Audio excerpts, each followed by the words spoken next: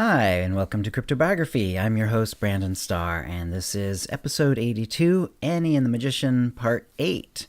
And if you have any comments or questions about this episode or previous episodes, cryptobiography@gmail.com, or hit us up on Facebook or Twitter. And here we go. They should have felt much better after that. They returned to the sunlight as often as they felt they could, but while Anastasia felt better than ever, the same could not be said of Querere.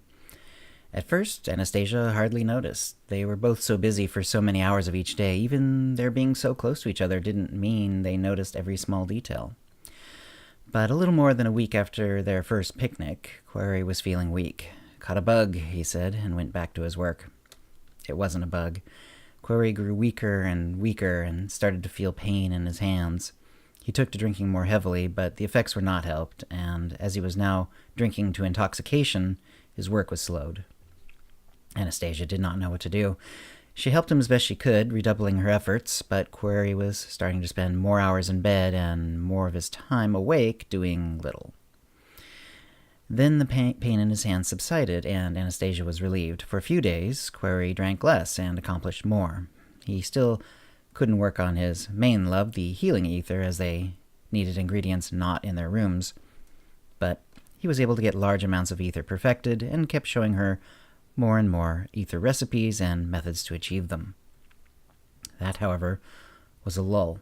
The pain had not really subsided. Instead, Querere realized that his hands were becoming numb. "Trouble," Querere said to Anastasia one afternoon. "I think this is poison. I think I've been poisoned." "How?" Anastasia asked. "I think I know," Querere said. He beckoned for her to follow. She put the ethering vial she was cleaning away and followed him to his bed. He laid down and closed his eyes. "The wine," he said. "The wine," he said. "You haven't been poisoned. I have. We eat and drink all the same otherwise. Neither of us been pricked with a needle. If it was inhaled, you too would have been poisoned. And I can't think of a way that it would be brought through the skin that would affect me but not you. So, the wine. Probably in the wine itself, not on the wine jug. You've poured plenty of cups for me without effect." "No," Anastasia said. It was horrible to think of poison being poured out by her hand into her master's cup. But it made sense. "Do you have a way to counter it?" "Don't know what kind of poison it is," he replied. "And even if I did, there are a lot of poisons out there that I can't yet counter. Perhaps my healing ether, if we had finished it, could fix me." "Then maybe it is time for me to leave and get the ingredients for you," she replied. But he shook his head. "Too dangerous. And it will take a long time probably before we really get the recipe right, even once we have the ingredients to hand." "So what would you have me do?" Anastasia asked. "First, many poisons are slow to act and build up over time," Querere said. "It's possible that more poison will be coming with the wine. But we mustn't let whoever is doing this, Cupigula I suspect, know that we're onto his plan. Keep the wine coming. We will even appear to drink it, pouring it out instead into the chamber pot. You are still leaving the chamber pots outside the door overnight, correct?" Anastasia nodded. "You've been working on the disguise ether, correct?" "Yes." "Good news. It works on objects as well. We can make it appear not to have any wine in it. And it takes so little, we should be able to keep that up for weeks." "That is good. If you have no ether that will help you, what is our plan for your health? Other than teetotaling?" Querere asked. His eyes were still closed, but he smiled. "Rest. My work must cease. Yours must continue. The only actions I will take will be to guide you in learning a few new ethers. Other than that, I must let my body recuperate." "There is no ether you might use?" Anastasia asked. "I didn't quite say that," he replied. "I will think on it." But he immediately fell asleep. Anastasia let him rest. She worked on every ether that was in progress, finishing a couple, putting others in states where they could be finished later. Anastasia knew from her days as Annie that mid-afternoon was a busy time in the kitchens. The evening meal was always the biggest, a social moment for the entire castle. But once the food was out, the kitchen staff had little to do except make sure nothing special was ordered by the king or someone else of importance. It was also usually when they ate themselves. May brought dinner, which she always did before the main dinner. Theirs was usually simpler, and if some dish requiring a lot of time and complexity was going to be served, Anastasia and Querere got simpler fare. Today was such a day. May had brought up some stew with bread. It smelled wonderful. May put the water and wine down on the table nearest the door. Anastasia thanked her, and with a curt acknowledgement, May left. Anastasia ate her bread and stew, reflecting that May had gotten very taciturn over the weeks. She had put it down to the strange envy she had confessed to. Now she wondered if it was more. She brought in the meal to Query, who was waking up. "Thank you, apprentice," he said. He ate some, then fell back asleep. Anastasia put the rest of his food on the bedside table, then quietly left his room. She checked her special jacket. It had some of every ether she knew how to apply, whether she had made it or Query had. Even ones she didn't think she had a chance of needing, she took anyway. She applied the anti-stranger ether and slipped out. She was very careful, opening the door slowly and making sure no one was around. Soon she went down to the kitchens. The trip was quiet. Most everyone was eating.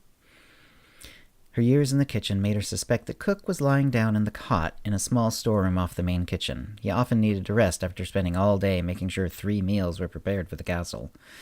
But he had to remain nearby in case any late favors were requested or any difficulties arose. He sometimes slept there all night. When she arrived, the kitchens had only a few workers. She moved through, and those years there allowed her to do it in a way that drew no real notice from anyone. If you moved at a certain speed, with a certain amount of definition in your movements, everyone would catch that out of the corner of their eye and instinctively know that you belonged, that you were there on business. She went to the storeroom. Cook was there, napping. She was quiet enough that he was not awakened by her presence or her footsteps.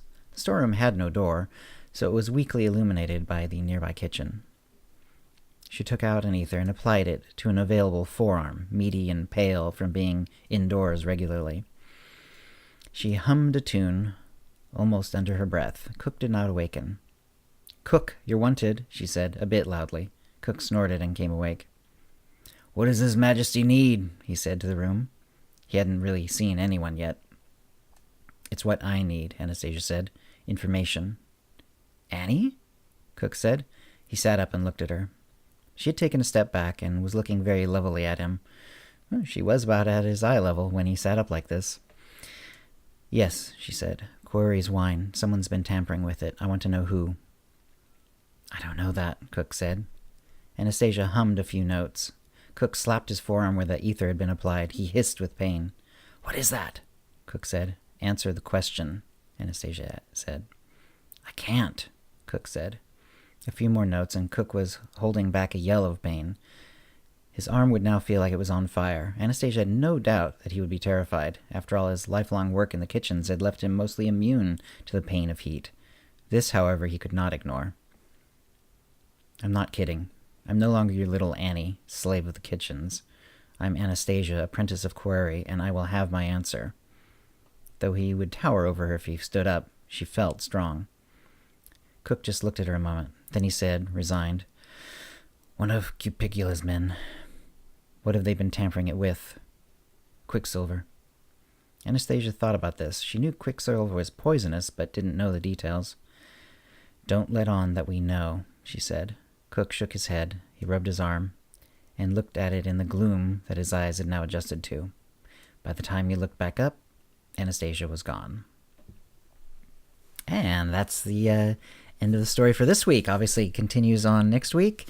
I'm been enjoying writing it this week. It's always nice. It's interesting how these stories have sort of like little quieter moments, and then and then things start to happen again.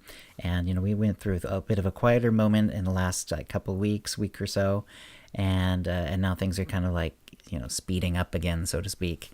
And either way, it's kind of fun to write, but it's always nice to know exactly where the story, is going for a little bit. I'm really enjoying the story, so I hope you are too. If you have any comments or questions about this episode, cryptobiography@gmail.com, or hit us up on Facebook or Twitter. I always appreciate any shout-outs on social media, reviews on iTunes or whatever you like. I do appreciate. And until next week, have a good one. Words and music, copyright 2019, CryptoBiography LLC, all rights reserved.